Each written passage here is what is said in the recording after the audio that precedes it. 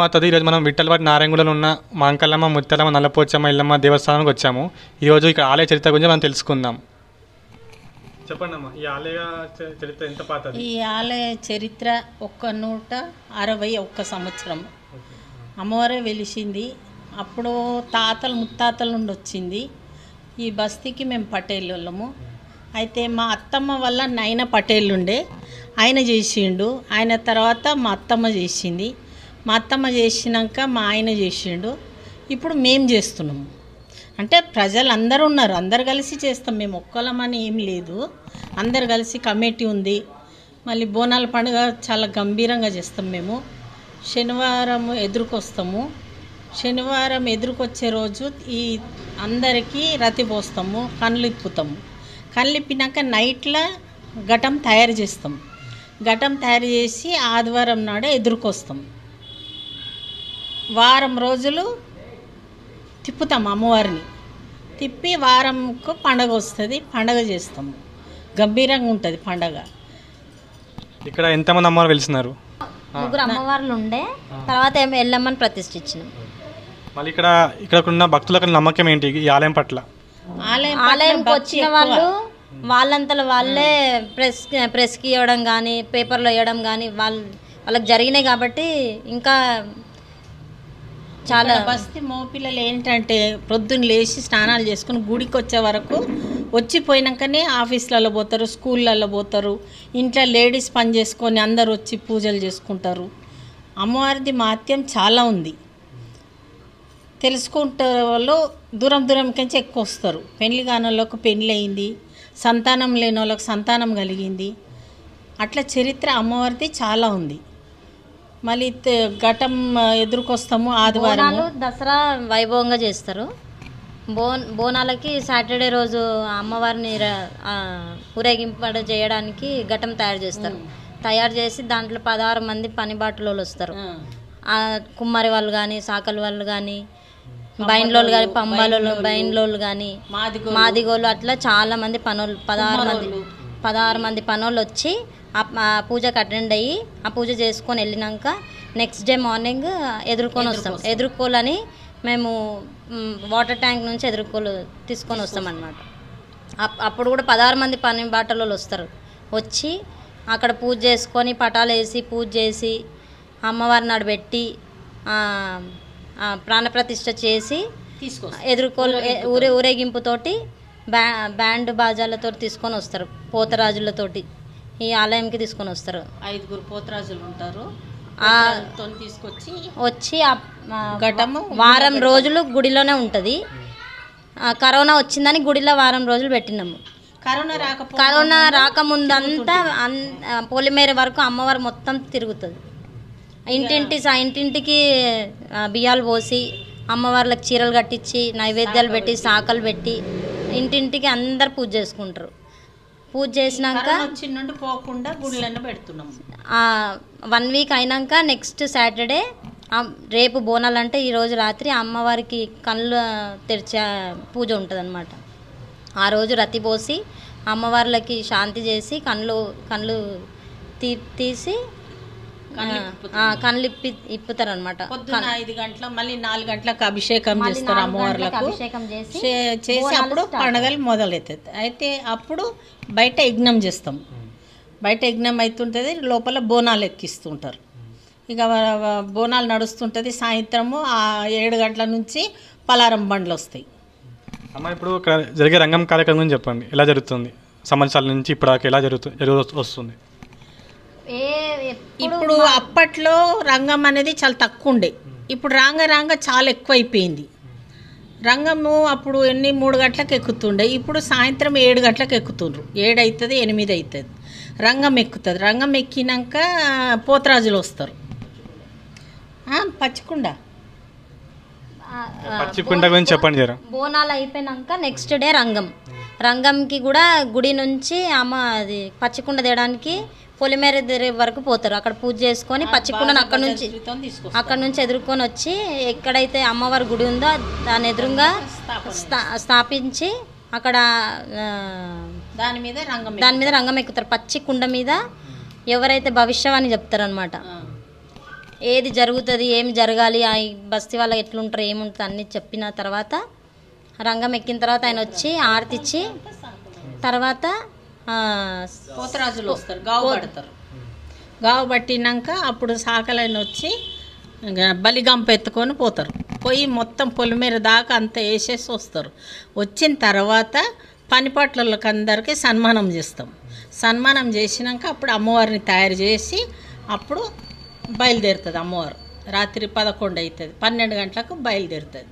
Tank bund దగ్గర తీసుకుపోయి విసర్జన చేసి వస్తాం అమ్మవారిని. ఇక్కడ బోనాలకి గావు ఎలా పడతారమ్మా? గావు అప్పట్లో మేకలు దున్నపోతులు అవన్నీ చేసిరట. ఇప్పుడు మేము సొరకాయతో చేపిస్తాం.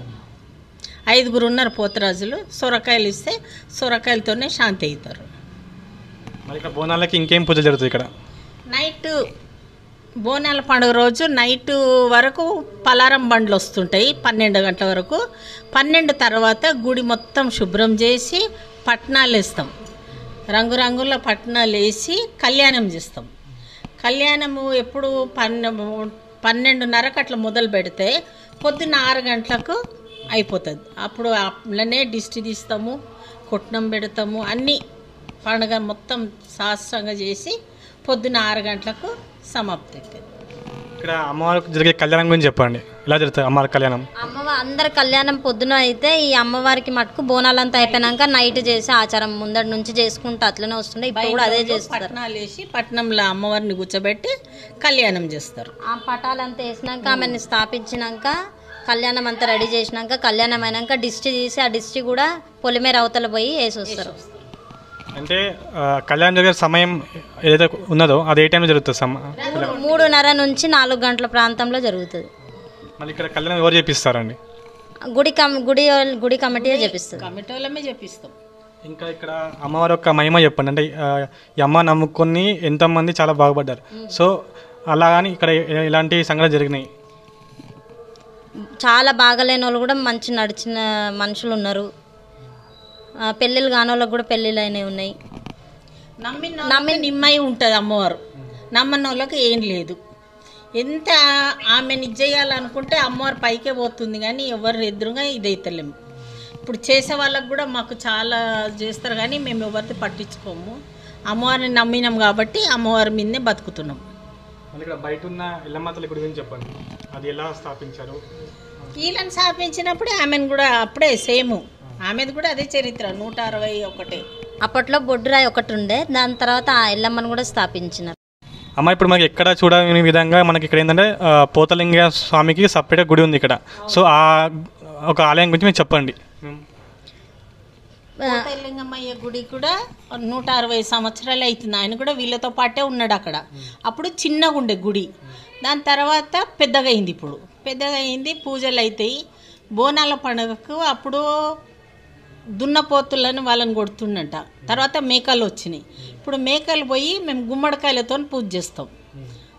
21, 31, 51 గుమ్మడికాయ పెట్టి ఆడ పట్నం వేసి ఆడ మొత్తం పూజలు చేసి అక్కడ ఎదుర్కొచ్చి ఆడ పూజ చేసిన తర్వాత ఇక్కడ గుడికి పూజ చేస్తాం మేము. ఆయన ప్రత్యేకంగా వీళ్ళకి తమ్ముడు అన్నమాట. ఎవరు? ముత్యాలమ్మ, మాంకాలమ్మ, నల్లపోసమ్మ, రేణుక ఎల్లమ్మ. వీళ్ళ అక్క చెల్లెళ్ళకి ఆయన తమ్ముడు. అందుకే ఆయనకు చేసిన తర్వాత ఇక్కడ అమ్మవార్లకు మేము చేస్తాం. అది ప్రత్యేకంగా ఆయన కూడా నిలిచి ఉన్నాడు అన్నమాట. ఆయనను కూడా నమ్మిన వాళ్ళకు నమ్మిన తీర చూసుకుంటాడు. మా ఈ ఏమంటారు మా బస్తీ మొత్తానికి ఆయన మాకు కాపలని. ఆయన అక్కచెల్లెళ్ళుండి మా బస్తీని చల్లగా చూస్తున్నారు, కాపాడుతున్నారు. మంచికి చెడ్డకు వాళ్ళే ఉన్నారు ఇక్కడ. ఇంకోటి అమ్మా, ఇక్కడ నవరాత్రిలో జరిగే పూజ గురించి చెప్పండి. అది చెప్పండి. ఇక్కడ నవరాత్రుల్లో చండీ అమ్మవారిని పెడతామన్నమాట. అష్టదిపాలకులు, పంచపాలకులు, నవగ్రహాలు, త్రిమూర్తులు అందరినీ స్థాపితం చేస్తాం. కానీ నవదుర్గలు ఏ గుడిలో లేదు, కానీ ఈ గుడిలో తరతరాల నుంచి ఎట్లా జరుపుకుంటూ వస్తారో పెద్దలు అట్లనే జరుపుకుంటూ వస్తారు. కలశాలు 51 కలశాలు రోజు ఒక అవతారంతో అమ్మవారికి పూజలు చేసి దుర్గాష్టమి రోజు 108 కొబ్బరికాయలు పెట్టి ఆ కొబ్బరికాయలకు పూజలు చేసి ఆ కొబ్బరికాయల నీళ్ళతోటి ఆమెకు అభిషేకం చేస్తాం. మళ్ళీ అది చాలా విశిష్టంగా చేస్తాము, చాలా భక్తిగా చేస్తాం. దానికి చాలా మంది ప్రజలు కూడా సహకరించి వస్తారు కూడా. అష్టమి రోజు శాంతి చేస్తాం. నవమి రోజు నవమియా నవమి రోజు శాంతి చేస్తాం. ఇది ఏంది? కూష్మాండ బలి ఇచ్చి దాంతో మినప్పప్పు పెరుగేసి అవి చేసి కూష్మాండ బలి ఇస్తాం. ఓకే, ఇది మనకి ప్రత్యేకంగా అష్టమి పూజ అంటే చాలా ఇష్టం అమ్మవారికి. సో అష్టమి రోజు ఇక్కడ పూజలు ఎలా జరుగుతాయి చెప్పండి. అష్టమి రోజు పూజలు ఎలా జరుగుతాయి ఇక్కడ? అభిషేకం, గాజుల పూజ చేస్తాం. కుంకుమార్చన చేపిస్తాం. ప్రతిరోజు కుంకుమార్చన, కోటి కుంకుమార్చన జరుగుతుంది 9 రోజులు. ఇంకా 108 కొబ్బరికాయలతో పూజలు చేస్తారు. 108 కొబ్బరికాయలు పెట్టి ఆ కొబ్బరికాయలకు పూజ చేసి ఆ నీళ్ళని కొట్టి అదే నీళ్ళతో అమ్మవారికి అభిషేకం చేస్తాం. ఆ రోజు అభిషేకం చేసి ఆమెకి ఆరతి ఇచ్చి నక్షత్ర ఆరతి కూడా ఇచ్చి కుంభ ఆరతి అవన్నీ ఇచ్చిన తర్వాత ఆమెను శాంతి చేస్తారు నెక్స్ట్ డే. ఇంకా మనకి అది కాకుండా మన వారంలో ఎన్ని రోజులు పూజలు జరుగుతాయి? దసరా రోజు శివ కళ్యాణం చేస్తాం. భ్రమరాంబిక మల్లికార్జున స్వామి కళ్యాణం దసరా రోజు కళ్యాణం అవుతుంది. తర్వాత వచ్చిన భక్తులకు కుంకుమ గాజులు దర్శనం చేసుకొని అవి తీసుకొని వెళ్తారు. అయితే భ్రమరాంబిక మల్లికార్జున స్వామి యొక్క కళ్యాణం గురించి చెప్పండి, ఎలా జరుగుతుంది మామూలుగా మీకు తెలిసినంత వరకు? అంత పెద్దగా కాకుండా చిన్నగా గుడిలో మట్టుకే భ్రమరాంబిక మల్లికార్జున స్వామి విగ్రహం పెట్టుకొని కళ్యాణం చేపిస్తాం. బ్రాహ్మణులు వచ్చి చేయిస్తారు. ఇంకా మనకి నవరాత్రి 9 దినాల్లో 9 రకాలుగా ఎలా పూజలు చేస్తారు? అంటే నిత్యం జరిగే పూజలు ఏంటి? ప్రతిరోజు ఒక అవతారం ఉంటుంది. ఆ అవతారానికి సంబంధించిన పూజలన్నీ జరుగుతాయి. అంటే మనకి ఆరతి ఎన్ని ఆరతులు అవుతాయి మార్నింగ్ నుంచి? ఇంకా నైవేద్యం ఎలా ఎక్కిస్తారు? మార్నింగ్ పొద్దున పూజ చేసి ఆరతి చేస్తాము, రాత్రి నైవేద్యాలు పెట్టి పూజ చేస్తాం ఆరతి. అమ్మవారికి ఒక కళ్ళు ఎప్పుడు తెరుస్తారు జర చెప్పండి. ఈ అమ్మవార్లని కళ్ళు తెరిచే పూజ అనేది కార్యక్రమం అనేది చాలా అంగరంగ వైభవం చేస్తామండి. కానీ అందరిలో కాదు, పబ్లిక్ లేని సమయంలో మధ్యరాత్రి దాటాక అమ్మవారికి కుంభం పోసి బలి పోసి అన్నంతో చేసిన బలి పోసాక అమ్మవార్ల కళ్ళు దించి అమ్మవార్ల కళ్ళని తెరుస్తామండి. ఈ ఈ సంఘటన మనకి ఎప్పుడంటే బోనాల కన్నా ఒక రోజు ముందు మేము ఇక నైట్ అందరూ పడుకున్నాక పిల్లలు అందరూ పడుకున్నాక ఒట్టి పని వాళ్ళు మాత్రమే చేసే కార్యక్రమం అండి. తర్వాత ఇక తెల్లారి ఇక మనకు బోనాల పండుగ మొదలవుతుంది. అంగరంగ వైభవంగా ఎవరెవరు వాళ్ళ మొక్కులు తీర్చుకోనికి బోనాలు వస్తాయి, ఘటాలు తెస్తారు. తర్వాత పలారం బండ్లు, ఉయ్యాలలు ఇవన్నీ వాళ్ళ పూజలు చేస్తామండి. ఈ గుడి తరఫు నుంచి మా తర్వాత ఏంటంటే ఇంకో ఘటం ఏంటంటే మేము అమ్మవారికి సేవ 16 మంది పన్నవాళ్ళు ఉన్నారండి. వాళ్ళు మార్నింగ్ తెల్లవారుజామునే పటేల్ ఇంట్లోకించి బయలుదేరి అమ్మవారికి ఫస్ట్ కొబ్బరికాయ కొట్టి ఇక్కడ నుంచి మేము పెద్దగౌన్ల ఇంటికి వెళ్తామండి. రామదాస్ గారు ఉన్నారు, వాళ్ళ ఇంటికి వెళ్ళి వాళ్ళ ఇంటికి నుంచి అమ్మవారికి కళ్ళుకుండని తెస్తామండి. కళ్ళుకుండతో తర్వాత మేము హౌస్లో ఉన్నారు, హౌస్ల దగ్గర నుంచి మనకి పుస్తమట్టలు తీసుకొస్తాం. తర్వాత పటేల ఇంట్లోకించి పూజా ఇంట్లోకించి ఊరు బోనము, ఊరు గుమ్మడికాయ అనేది దున్నపోతుతో సమానం అండి. ఆ గుమ్మడికాయలు తెచ్చి ఆ పూజ సామాన్లు తెచ్చి ఇక్కడ నుంచి మేము అమ్మవారికి బోనం సమర్పించుకోవడము. తర్వాత ఊరు బోనము, ఊరు గుమ్మడికాయ తీసుకొని మేము పొలిమేరులో ఉన్న పోతలింగమయ్య గుడికి, ఈ అమ్మవార్ల తమ్ముడు గారైన పోతలింగమ్మ గుడికి వెళ్ళి అక్కడ మేము పోతలింగమ్మ గుడికి ఆ దున్నపోతులు మన బయలులో ఉండి వాళ్ళు మత కొలిపి తర్వాత పూజతో ఆ గుమ్మడికాయలు పూజ చేసి గుమ్మడికాయలు సమర్పించి బలి ఇచ్చి తర్వాత కళ్ళు సమర్పించి అక్కడ పూజ చేసుకొని వస్తామండి. తర్వాత రాత్రి ఇక పబ్లిక్ బోనాలు రావడము, వాళ్ళు బోనాలు సమర్పించుకోవడము, తొట్టెలు సమర్పించుకోవడం, పలారాబండ్లు పూజలు అయిపోయాక మధ్యరాత్రి తర్వాత అమ్మవారికి అన్ని గుడికి అంతా క్లీన్ చేసుకొని రంగురంగు పటములు వేసి ఆ పటంలో అమ్మవారిని కూర్చోబెట్టి రాత్రి కళ్యాణం చేయిస్తామండి. కళ్యాణం జరుగుతుందండి అంగరంగ వైపున, పబ్లిక్ అందరు ఉంటారు. రాత్రి గుడి పని వాళ్ళ మధ్యలో రాత్రి అమ్మవారికి కళ్యాణం చేస్తాము. ఈ కళ్యాణం సందర్భంగా కొట్నం వేస్తాము, ఈ బయలులో పూజ చేస్తారు. తర్వాత అమ్మవారికి బలి కూడా రాత్రి తయారు చేస్తారు. ఎందుకంటే పబ్లిక్ ఉన్న ఇక్కడ మా సంప్రదాయం ఏంటంటే పబ్లిక్ మధ్యలో చేయమండి ఇవన్నీ. సో ఆ పాతకాలం నుంచి మా పూర్వీకులు చేసేది కూడా ఈ బలి కార్యక్రమం ఏముందో కళ్యాణ కార్యక్రమం అంతా కూడా మాది మధ్యరాత్రి తర్వాతనే అవుతుంది. తెల్లవారుజామున అమ్మవారికి బలి రతి పోస్తాము. తర్వాత తెల్లారితే గౌరంగం ఉంటుందండి, పచ్చికుండ తీసుకొస్తాము. పచ్చికుండ పైనే మాకు ఇక్కడ భవిష్యవాణి చెప్తారు. భవిష్యవాణి చెప్పాక అమ్మవారికి మా పోతరాజులు ఉన్నారండి 5 వాళ్ళు వస్తారు. వాళ్ళకు మేము బలి సమర్పిస్తాము. గౌరంగం తర్వాత బలి జరుగుతుంది. బలి జరిగాక ఈ బలిగంప అనే కార్యక్రమం ఉంటుందండి. సాకలలో బలిగంప అమ్మవారికి పొద్దున అయితే రాత్రి కళ్యాణం తర్వాత అయితే బలి పోసామో ఆ బలి అన్నాన్ని తీసుకొని ఆ రతిని తీసుకొని ఊరు మంచిగా ఉండాలని సంకల్పంతో ప్రతి ఇంటికి వెళ్ళి బలి చేసేస్తారండి. దాని తర్వాత అమ్మవారి అలంకరణ జరుగుతుంది. అలంకరణతో పూజ చేసి సాగనంపుతామండి. ట్యాంక్ బండ్లో అమ్మవారికి శాంతి చేస్తాం. చెప్పినాము 10 అజ్ఞానులు ఘటం తయారు చేస్తారు, వచ్చి అమ్మవారిని తయారు చేసి తీసుకొస్తారు. బ్యాగరోళ్ళు వచ్చి పచ్చికుండ పెట్టడానికి అక్కడ తవ్వి పచ్చికుండ పెడతారు. పోతరాజు చేస్తారు. కొబ్బరి తీసి దిష్టి తీస్తారు. అట్లా ఎరుపులో వచ్చి రంగం ఎక్కుతారు. అయిపోయినాయి కదా. ఇంకా ఆలయకున్న ఒక పోతరాజు గురించి ఇష్టం అని చెప్పండి. పోతరాజు నమస్తే, నా పేరు శంకర్. మేము ఇక్కడ గుడి పోతరాజులము 4 ఉన్నాము. ఇట్లా మేము ఒక్క పొద్దుతోటి అందరం వేస్తాం. మేము ఎక్కడ వేయము. పొద్దుండి ఆ అమ్మవారి భక్తి శ్రద్ధలతోటి చేసి ఆ రోజు పోతరాజు చేస్తారు. మా గుడికి సంబంధించిన పోతరాజు బయట ఎక్కడ అయ్యాడు, మా గుడి మట్టుకే నడుస్తుంది అనేది. ఇంతవరకు మంచి పూజారి మంచి భక్తితో చేస్తాం. మీరు పోతరాజు వేషం వేసుకుంటారని మీకు అమ్మవారి పట్ల భక్తి ఎలా ఉందో చెప్పండి.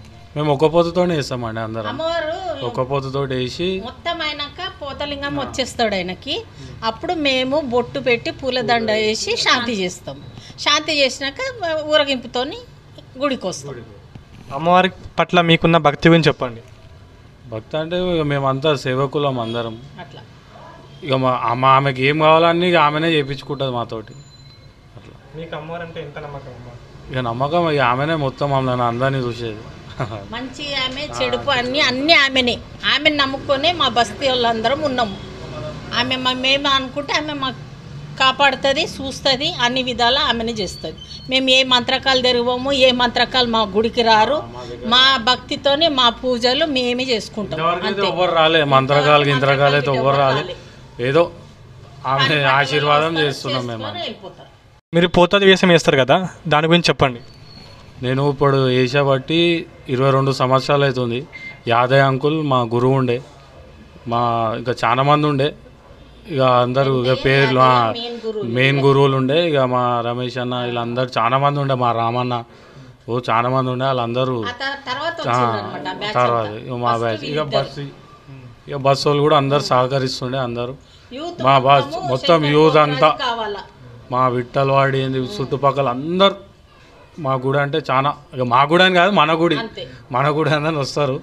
ఇక అందరూ పిల్లలు అందరూ పెద్దలు అందరూ ఏకమత్యంగా కూర్చొని అందరం కలిసి పండుగ చేసుకుంటాము. ఇక మాకు పెద్ద ఈమె ఇప్పుడు అంటే. ఇంకా మీరు పోతరాజు వేషం వేస్తారు కదా, అప్పుడు మీకు ఏమనిపిస్తుంది? అమ్మవారి పట్ల భక్తి ఎలా ఉంటుంది మీకు? ఆ సమయంలో మీకు ఏమనిపిస్తుంది చెప్పండి. ఆ టైంలో ఇక పసుపు కుంకుమ పెట్టడానికి మొత్తం ఇక అది వేరే దగ్గరికి అయిపోతుంది. ఇప్పుడు మీతో ఎట్లా మాట్లాడుతున్నా అప్పుడు అట్లా ఉండదు. మొత్తం పబ్లిక్ వచ్చేస్తుంది ఇట్లా మీదికి. ఇక అది ఇక అంతా ఇక ఆమె నడిపిస్తుంది అప్పుడు.